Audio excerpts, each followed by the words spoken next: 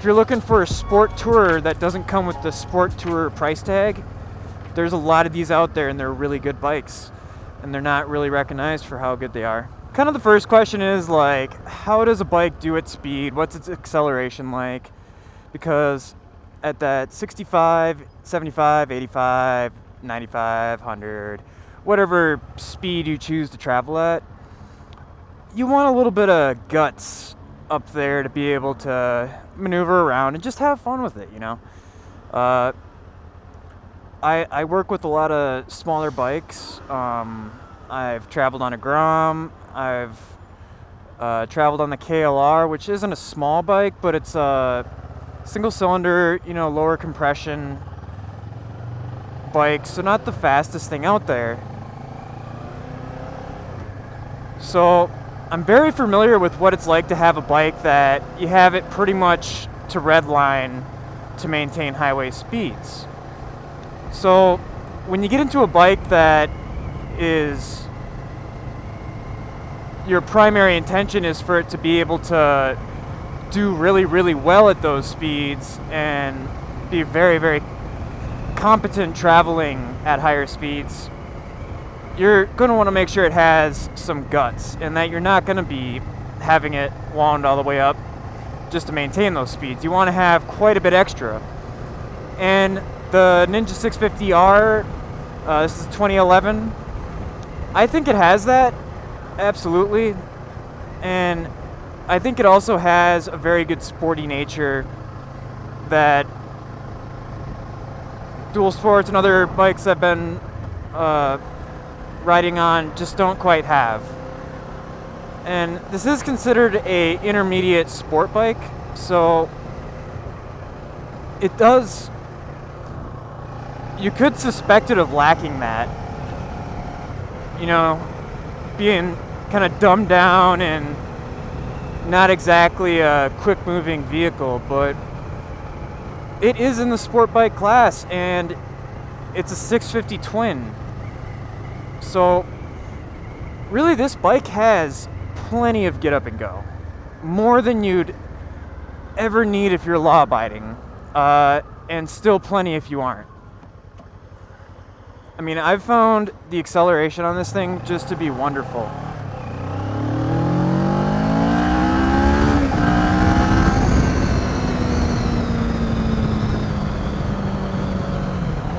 Sure, there are faster bikes out than that.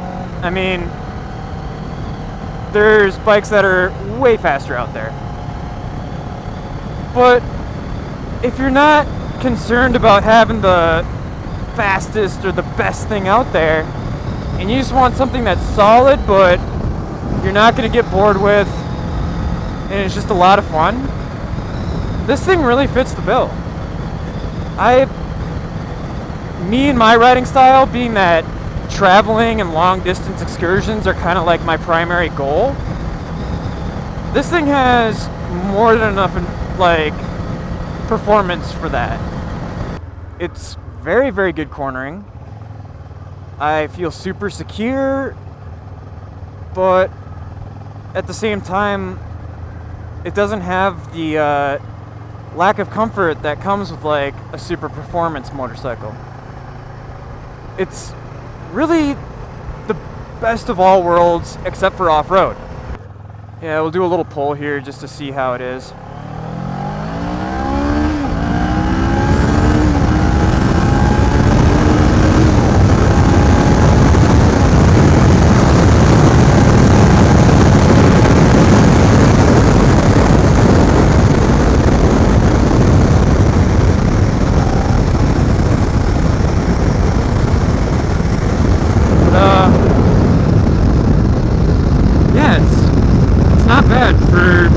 City streets and stuff, you're really not going to want to have too much more than that. And for traveling and stuff like that, it's got more than enough guts to keep you on the interstate all day long. Now we're going to hit this train track here, and it does have some pretty solid, little stiffer suspension. So it's not going to be like you're on a magic carpet ride like you get with long travel suspension or like a cushier touring bike, it does jar you a little bit. But that's not the worst thing in the world. And me personally, I kind of like that because it lets me know that my suspension is adequate for getting a little bit more aggressive. Hit the brakes here a little harder. And that's not even really giving them much of anything. Yeah, the brakes are plenty. I mean, that's excellent because these things brand new are kind of like affordable bikes, and I really don't think Kawasaki skimped on these brakes at all. They're really, really nice. You got twin discs up front. The rear brake is a little weak, but for street riding, that's not, you know, too big of a deal. It's more than accurate, and it's more than enough to lock up your rear wheel. But the front brakes, from my perspective, these front brakes are a work of art. Like, they're really crisp, really smooth. Every millimeter you're moving down on them, you're feeling the extra pressure go on. They do bite at first, but not in an intimidating way at all. And I'm very confident in these brakes, and I think that's, unless you're, you know, freaking Street Rossi or whatever, that's all you really need from brakes. And I think Kawasaki on this motorcycle really hooked up riders with a good situation as far as braking goes. Yeah, onto comfort. This is not just, you know, your standard sport bike. It's not a super sport or something just meant to go fast. It does have comfort built into it. It had kind of a sport touring intention in mind, I think, when they designed this. And the higher handlebars are probably the most obvious thing that you'd note in realizing it's built for longer stints. And the handlebar position, I would say, is wonderful. I really like the height that they're at. If I had any complaint, it'd be that they're kind of narrow. But I came from dual sports most recently, so I would not expect them to be that wide. They would have no reason to be that wide. But I think a little bit wider handlebars could make this thing a little easier to throw around. It is a little, I mean, it's flickable, absolutely, but I think a little wider on the bars could have given you a little bit more leverage without sacrificing anything. Now let's talk about the seat. On this thing, the seat that comes on it is plenty, like, comfortable. It's nice and wide. It's not like overly cushy, so you can still be sporty with it. It's really, I mean, I'd say this seat is perfect. I have zero complaints about it. I do get sore maybe after 2 hours of straight riding, like no breaks. But, you know, you just stand up for a second. That's not a problem. I will say they nailed it on the seat. Continuing on about comfort, let's talk about the ergonomics, the full body position. So I like the handlebars, I like the seat, I like how upright I am. I'm still forward, so I feel like I'm on the front wheel. I'm not sitting back like a Harley, but the legs are maybe my only complaint. My legs are fairly bent, and my knees do get sore slightly over time, given I can just, you know, stretch them out, and that seems to do it. And yeah, I don't have like a bunch of knee problems or anything. I've had 2 knee surgeries from sports, but that doesn't necessarily affect how my knees feel on a day-to-day basis. My knees do get sore on this thing. My height, I'm 6'1", So maybe a little shorter rider, you might not have as much of a bend as I have riding this. But overall, I'd say the leg position is the only negative as far as comfort goes on this bike. Oh yeah, one more thing for the review, I'm just going to throw that in. The fairing on this thing, very, very good. Blocks pretty much all the elements. It's a little low in the front, so your head's going to get some wind, but if you're like me, I like a little bit of wind. The only reason I like a fairing is if you've ever ridden a naked bike or a dual sport on the highway, you know how shitty it can be to be upright and have the wind pulling on you. Your arms and your hands get really tired. You don't feel in control. It sucks. So having a fixed fairing and a well-designed fairing, which in my opinion this thing has, it makes wind a non-existent issue. So you can sit on the highway all day and the wind's not going to beat you up on this guy. So we've talked about engine and acceleration, we've talked about brakes, we've talked about comfort. Now we will, I don't want to do it on this guy, but well, we'll talk about cornering without me actually cornering. This thing feels super solid. You're not over top the front wheel like you'd be on a super sport, so you do kind of feel like your wheel's a little out there, but it doesn't make you question control. I feel like this thing is flickable, it's controllable, it really carves nicely. I think from here I'm just going to talk about it in general. What made me buy this bike? Well, my goals right now, I have an adventure channel. My channel's all about traveling, seeing new places, and moto camping.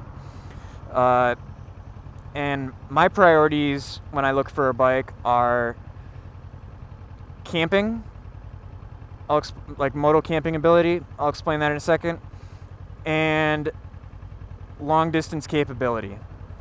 And as far as this bike in regards to long distance capability, it really hits a lot of good marks. As I said before, the comfort's good, and another thing people don't always talk about is maintenance intervals. I always look at the service manual of a bike before I buy it or even consider it, and this bike has fantastic intervals. The specific oil change recommendation is 3,000 miles, but they also state annually is an acceptable increment, given, you know, you're not going to be doing like 6,000 miles then change your oil. That's not cool, but you can get enough miles out of one oil change to, you know, pretty much go across the country. And that was huge for me. And then valve inspections. That's a real messy maintenance thing that takes a lot of time and a lot of money if you pay someone else to do it. And this thing astounded me. Again, I'm coming from a lot of single cylinders, so I'm used to their maintenance intervals, but this thing has the interval of 24,000 miles before you have to do a valve inspection, and that I don't think you can really ask for much more than that. I mean, I'm sure there's bikes out there that maybe have longer intervals for valve inspections than that, but man, that is really high up there. Like, I couldn't off the top of my head think of any bike that has better than 24,000 miles for a valve inspection. Overall, from checking on the forums for like common issues with these bikes, I can't really see anything besides like wearables, you know. A lot of bikes, you know, they have that Achilles heel or that one thing that just really goes south on them, and about the only thing I found is like some stator issues like really late in the bike's life that other people have reported, and it's really isolated as well. And stators going, that's kind of a thing that just happens when you get a bike, you know, up to 50,000 miles, and, you know, really high up there. So I wouldn't at all say that's a mark. That at all is not a mark against it.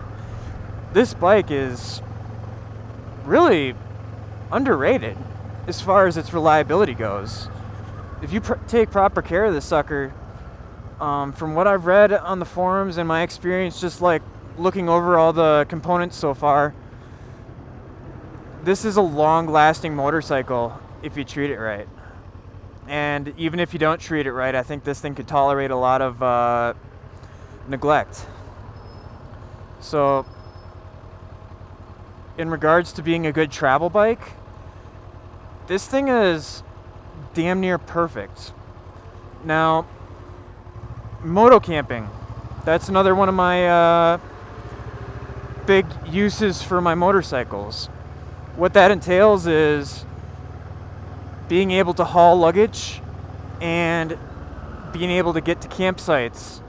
And a lot of campsites have rougher roads, they have gravel roads, they have, you know, shit like that that can impair you getting to a campsite. And let's talk about that first. This is not an off-road bike. It's not intended to be an off-road bike. Out of curiosity, because I know I will be doing this, I took it on some gravel roads and saw how it did. It's not bad. It's something that is out of its element, absolutely. It's a heavy bike, so you're not going to be very comfortable letting it slide out much. But with the higher handlebars and just good center of gravity, it can do it. It's all right. So, moto camping, the other thing to consider is luggage capabilities. And this bike stock has very little amenities for luggage, but there are plenty of aftermarket solutions out there. There are these hooks near the tail section that could be used as a brace for soft luggage, and there's a good amount of tie-on points and stuff to keep your soft luggage out of your wheels. I experimented with the luggage I had sitting around from previous bikes. Oh my god. And this thing suited it very well. The luggage I used for my Grom went on just fine. I was able to MacGyver enough attachment points to make it work. So it can do it. It's not a bagger. It's not like a bike that aftermarket has intended a lot of people to tour on.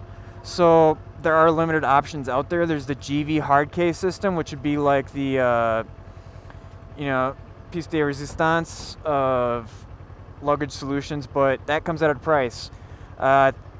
Don't quote me exactly, but I think you'd be sitting at about $600-700 when it's all said and done. And I guess there are a few compatibility issues to where you'll have to do a little bit of smart engineering and modification to make that system fit on. There's also